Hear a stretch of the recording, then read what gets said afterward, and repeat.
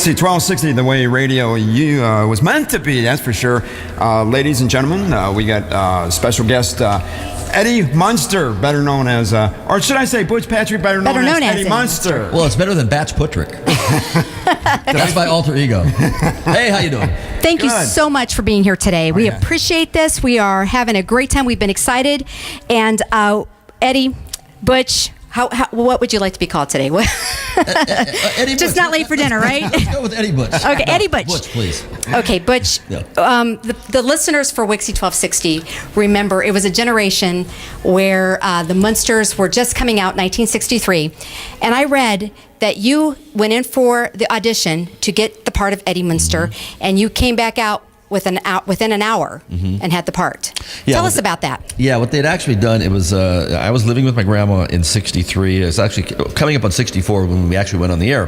But I had moved back to my grandma after doing a year of the Real McCoys and a year of General Hospital. So they cast this kid named Happy Durman into the role, but they looked at 500 kids in Hollywood and they still thought that there might be a better way to go. So Yvonne DiCarlo was out there to do a screen test, and they flew me out. My agent got them to fly me out, and I went directly from the airport to the studio to do a screen test. No audition or reading. It was just strictly on film. And Yvonne and I had some chemistry, and they said, don't go home. And I got the part in about, like you say, in about an hour. That's amazing. Yeah, it was amazing. Who would have thought it would change my life? And the show would be 50 years old next year. And still, I found out while writing my book, this Munster Memories book, that people were coming to me and saying, are you aware that the Munsters is the most syndicated show of all time globally? I said, I was not aware of that. I would have thought it would have been the Lucille Ball show or Lucy or Andy Mayberry or something, but it happens to be the Munsters, a little 2-year show. You were 11 years old at the time. Yes. Okay. So what is a major memory that you had? I mean, you were there at the studio with all of these stars, big names. What is one of the memories that you have from that time? Well, the thing that I enjoyed doing the most was on Wednesdays I would be able to go off their lot for lunch and go to George Barris's shop and go see what he was building. And you see Sonny and Cher picking up their Mustangs, or Frank Sinatra hanging around, or everybody waiting for Elvis to come get his Cadillac. But me, I would go to the hobby shop and get some slot car tracks for my slot car track. I'd see George Barris, and then the fact is I would explore the back lot of Universal. You know, 12-year-old kids, that's kind of like what they like to do. And there wasn't a better place to go poke your nose around than the Universal back lot. I've been to Universal. You are absolutely right. So what did you do back there? I mean, did you get in any trouble, or they didn't care? No, they didn't. I knew how to walk on and off a set without causing any disturbance. And my uncle used to supply horses to the Westerns, so I would go see Uncle John, and it was usually at Wagon Train or the Virginian, or I would go to the Lagoon and hang out with the McHale's Navy crew. Ernie Borgnine was a good friend, very nice to me. And then movies were being shot over a 2-year period. We had about 50 movies come through, so it was always fun to go to the soundstage and see what they were building from scratch, and then see it completed maybe 6 months later, and then they'd be onto something else. And I also used to go to the Mike Westmore was my makeup man, who won an Oscar for Raging Bull and is like probably one of the best makeup men in the world. His daughter's doing Face Off right now, Mackenzie, and I'd go to the lab and see what he was up to, and that was just cool. I was like the sort of like the mascot of Universal for a couple of years. Awesome. You just mentioned makeup. I read that Fred Gwynne, who was Herman Munster, it took about 3 hours to get his makeup completely on. On a bad day, 2 on a good day, between 2 and 3. What about you? How long did it? I was pretty easy. It was only about an hour. Okay, was some of that real? I mean, okay. That was a fake widow's peak. My eye teeth were real for my fangs. That's what I was going to ask. Everything else was, the ears were fake. The eyebrows were bushy and they were fake, and the widow's peak was fake. So the teeth were real, really? That's how I got the part. That was awesome. They probably loved my eye teeth sticking I've been straight dying to know that forever, so I just answered one of my own questions. That's cool. Okay, let's go back to the co-stars. You had Fred Gwynne, Yvonne DiCarlo. I mean, these are really, really huge people. I loved Fred Gwynne. Can you give me some memories of those people? I mean, Al Lewis, who was on My Three Sons, which I think you did a cameo in as well. Al was actually on Car 54. Okay, Car 54, with Fred Gwynne. I did 17 episodes of My Three Sons, and that was Fred McMurray and William Demarest. Okay, that's right. But back to the Munster stuff. What happened was Fred was very much taught me a lot about acting, and he was always in a constant war with the producers. He was an actor, and they were the producers, and they were the enemy.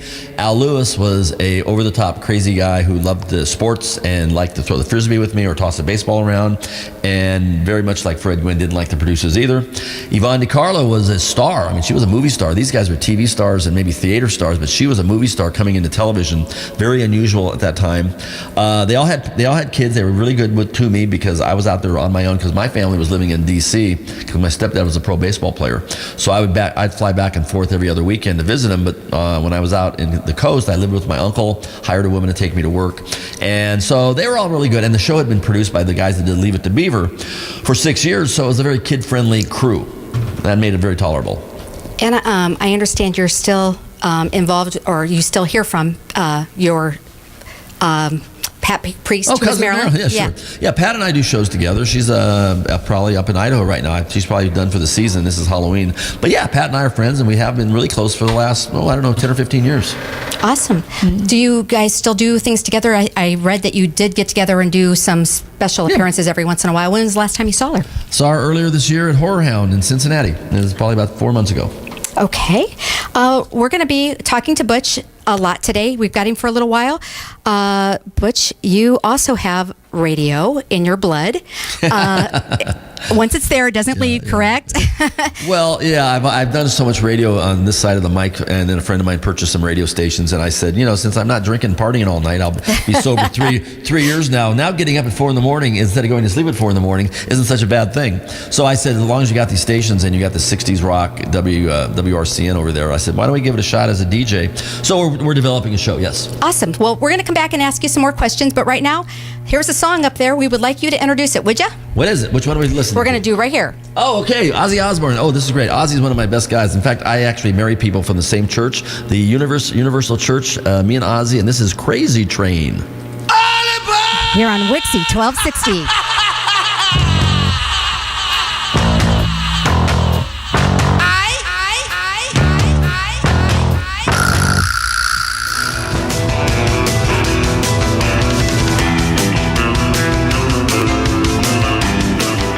Lisa Jordan, we are here with Butch Patrick, a.k.a. Eddie Munster. I have a question that somebody wanted me to ask you. Since this is Halloween Day, when you were a kid playing Eddie Munster, did you still go trick-or-treating? And did you dress up? for Halloween, as Eddie Munster? For Halloween, yeah. Did you dress up as Eddie, or did you, as Eddie, or did you go as something else? I usually went as something else. Like what? Oh gosh, I would whatever Mike Westmore had laying around the lab. He gave me a really cool mask of the Mummy. He gave me a cool Phantom of the Opera mask. I had a bunch of stuff in the studio. So you were like getting like Halloween costumes, like makeup artists were putting you together for trick or treating? I had access to the studio. Oh my God, that was great. Yeah, that's cool. And then I gave them away like an idiot. Exactly. One other question about when you were a kid, and then we're going to move on a little bit. When you were 11 years old and you're walking around Universal and things like that, were you starstruck? Did you know who these people were? Did they faze you in any way, or did it just not matter? These are just people like you. Pretty much people like me. My mom would explain to me certain people. She, that's Burt Lancaster. He's a really big star, and Judy Garland, and this and that. And then Edward G. Robinson, when I played his grandson. Walter Brennan at the time when I did The Real McCoys, Academy Award-winning actor. But no, that was pretty much, just another day at the work type of thing. Did everybody treat you, like a star or a kid, or how were you treated on the lot? There was a running joke. They used to call me a 39-year-old midget because I was 11 years old. I looked about 8. I acted about 20. So they figured, that was the joke that I was a little adult, trapped in a kid's body. So you, at the time that you were in the Munsters, you had already been doing other things prior to that, like guest appearances then? Is that No, I did 2 series. The Year of General Hospital, the first year it was on, and the Year of the Real McCoys. Okay, so what, General Hospital? And a lot of other guest starring roles. What did you play on General Hospital? Dr. Hardy's girlfriend's kid, typical stuff. Okay. There's not a whole lot you do when you're 7 years old, That's true. Let's talk about the Munsters car. Okay, I read that you didn't think this car was real safe. True? Well, it was cool looking. It wasn't licensed, had no seatbelts. But no, I didn't, it wasn't safe because when we left the lot and went on a joyride, we all considered it, I didn't care. I was having a good time, but everybody else seemed to be concerned. But so you did leave the lot with the car? Yeah. Fred, I had no control over it. I was just sitting there and Fred decided to go for a joyride. Okay, see, that would be me. I would be the one that would be going, come on, let's go. So yeah, ask them. They'll tell you in the studio. Am I right? It would be me saying, let's get in. Yeah, so Okay, after the Munsters ended, it was a 2-year run, so 64 to 66. Where did life take you? What happened? Tell me a little bit about where you headed. Well, after that, I came in from Illinois, and after the Munsters, I went back to Missouri to live with my grandma again for a year, my 8th grade year. And then when I came back to town, I went over to Disney and did some Disney movies, did the Monkeys, did 17 episodes of My Three Sons, Adam 12's, Ironsides, things that teenagers do, a lot of movies, a lot of commercials. And then the summer of 71, I did the Saturday morning show called Lidsville for Sid and Marty Krofft, who were big producers after Puff and Stuff and the Bugaloos. They were doing this really artsy, fartsy, crazy, psychedelic Saturday morning live action shows with Charles Nelson Riley and Billy Hayes. And that I did Lidsville. And then after that, I kind of, thought about it. I was drafted into the war. Vietnam War was still going on. I was drafted, and I had a really low number. So I thought I was going to go to war and die, and I decided to get my money out of the bank early and go spend it, which I did. And then I never went to war. And that was pretty much my run at it. About the time I was 21 years old, I got out of the business. I was pretty much driving my Corvette around and surfing every day and getting high and, enjoying the 60s like a lot of people were. It was a great time to be alive, Okay. I don't do it anymore. Now I'm clean and sober 3 years now. We appreciate that. Thank you. I had a nice 40-year run. Open your jacket and show the shirt, please. Oh, there we go. Can you see the shirt, everybody? Oh, yeah, okay. I'll move back. I was going to say, I think we're on radio. Yeah, but he's videotaping, like that. so yeah, you're going to be out there. That's very cool. We're 50 years later, almost, and the show is still winning audiences all over the place. Yeah, new little guys New watching little kids. with their grandparents and their parents. Exactly. I see a lot of them come up to the table, which actually leads me to my next MunsterMemories.com, which is a book we're writing, and I'm not even really writing it. The people are writing it, giving me their stories. All I do is put them into a cohesive 13 chapters of 13 stories for the 1313 connection, and it's all about what the Munsters meant to America. I get so many people coming up and saying, "Oh, I love that show. I ran home from school," or "I was called Eddie because I had funny hair," or "I built my first hot rod because of the show," and just story after story after story, all good and positive about what they used to like about the Munsters. And what do you think some of those things are? I mean, what are you hearing? What are you attributing they like the family success to? values, and they like I said, the cars and the makeup and the storylines, and just a good laugh and funny humor that is timeless.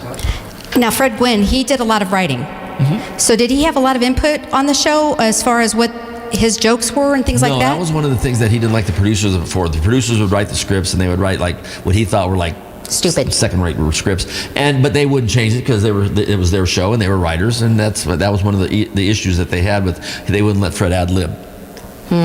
Okay, I see the problem, especially with Fred Gwynne. So let's take it now after all of the partying and everything's finished. You have told us some stories in here today about some people that you've met, some groups that you've met, and can you share a few of those things with us and what you've been doing? Yeah, just I want to be a musician. I never really could play a bass. I had one, it was more like therapy for me. But my first concert was Jimi Hendrix at the Forum, which was really cool. I was 14 and it was 68, and that was a pretty good starting point for a concert.